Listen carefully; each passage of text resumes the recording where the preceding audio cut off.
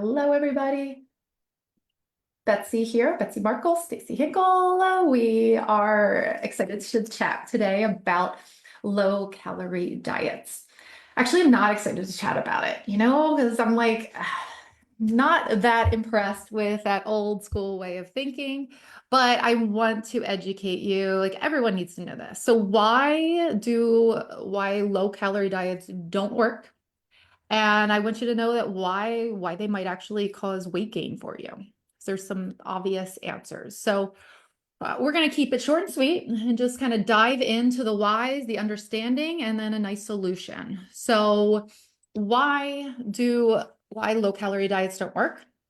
Number one, especially for us women who are over 40, 50, 60, when you're in this range and your hormones are shifting, it's because of our hormones. Okay, when you're younger, you can definitely cut calories and you can eat less food, you can exercise more, have that calorie deficit, and you're probably going to see some favorable results. But as we age, it's definitely going to be different. So hormones is one of the main reasons, and maybe dive in just a little bit more, because there's so many hormones in the body.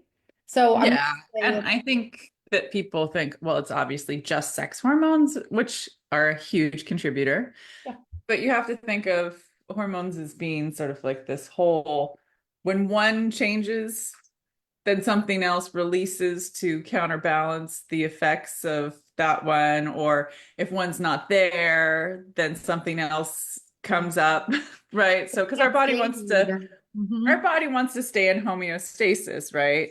So it's like even just hunger hormones, right? So your blood sugar drops and then you release a hunger hormone to signal you to eat, and then you eat and you release a hormone to tell you you're satiated, right? Mhm.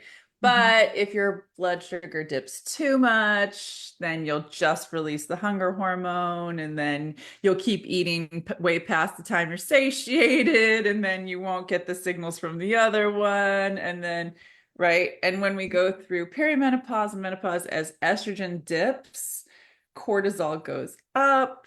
So it's just like there's all these different things. It's not just sex hormones, it's hunger hormones, satiety hormones. It's everything is No. shifting all the time. And as we get older, we can't like just muscle through it anymore. I feel like when you're younger, you're like, I'm hungry, but it's fine. Yeah. Like you can Mhm. just muscle through and be like, I'm dieting, I'm hungry, but it's okay. I've got willpower and I'll just muscle through this and I'll just have a coffee and then I'll be fine. And like you don't notice that you're like can't sleep, you can't, do all these different things that you're gaining weight now. You can just do things and it's Yep. not as much of a problem. No, things change, no doubt. And I mean, I try to keep it simple with hormones. And if you just think about cortisol as being one of your main ones, it's the driver that kind of influences all the other hormones. So it's a big, and as we age, it just becomes way more sensitive. So it just, if now you can kind of understand as we're older why that cortisol might be up and activated more when we are not feeding ourselves enough, fueling with enough, which tends to keep weight on. So reason number one is hormones, okay, as being, and especially as we age. Reason number two, why, and let me just pause for a moment. If I really would like to know, like, how many of you really do kind of lighten up on how much food and calories you eat when you're trying to lose weight? Is that a main tactic for you? So just give like a hands up or just say, yes, I've done low calorie, and that's kind of one of my ways. So I just always kind of want a little bit of feedback. I check back in with the posts and to see where everybody is at. Number two is it's not as obvious, and I think it's a little bit more your area, Stacy, but a lot of people as we age, we might not be as strong, might not have as much muscle in our body. And and that can definitely contribute as well. Yeah. So So as you age, you have different muscle fiber types. Sorry, I have a dog here that just wants me to play with her all day. She's like, you work from home. Why don't you just play with me all day? She's just crying at me for no reason. We don't Oh hear wait, I have half a sandwich on my desk. Maybe that's why she's crying at me. Anyways, as you age, you have different muscle fiber types. Everyone does. You're born with different. Some people are more dominant in one area than another. So you think like a sprinter, they have more type 2B muscle fibers. Those are your fast twitch, your explosive, your sprinting muscles. They're also Mhm. sort of like your power strength muscles, right? If you think a marathoner, those are going to be more of your type 1 fibers, which are more of your endurance fibers. And you can also think of it like this. Like a duck breast is dark meat. That's type 1 fiber because they fly south for the winter or whatever, and they can do it for a long time.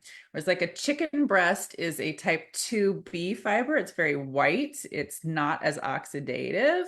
And if you ever saw a chicken fly, it's pretty frantic kind of thing. Right? So it's like for a chicken to get up into a tree or get up to the top of a chicken coop is a pretty frantic thing, and they're not going to be able to sustain it, right? But a chicken leg is dark meat because they walk around all day. So that's the difference between dark and light meat. So basically, the white meat, if you think about it, is more of a like robust, powerful, and we lose the white meat as we age at a faster rate than the dark meat. And so those are your power, your strength, those kinds of muscle fibers. We just start to naturally lose them after the age of 30, 35. Now, if you are doing concerted exercise to maintain it, you can maintain them, but otherwise they atrophy. They just get smaller. And so what happens is if we don't have that muscle fiber, we don't replace muscle with fat, but what ends up happening is like you could be the same weight, right? And you're like, why am I so much bigger or fatter or like fluffier, whatever word you want to use, but I still weigh the same, right? Mhm. Or sometimes people try to lose weight, they're lifting weights as one of their exercises, and they're like, my clothes are easier to put on. I'm losing inches, but I weigh the same. Why is that? And so it's not that we replace muscle with fat, it's just that we tend to put on more fat if there's less muscle because the muscle is not burning up the fuel. So instead of utilizing it, we store it. And Yep. so it's like this whole Good thing. explanation, girl. Yeah, Good. it's a whole like it's a Very whole interesting science, you know? explanation. Yeah.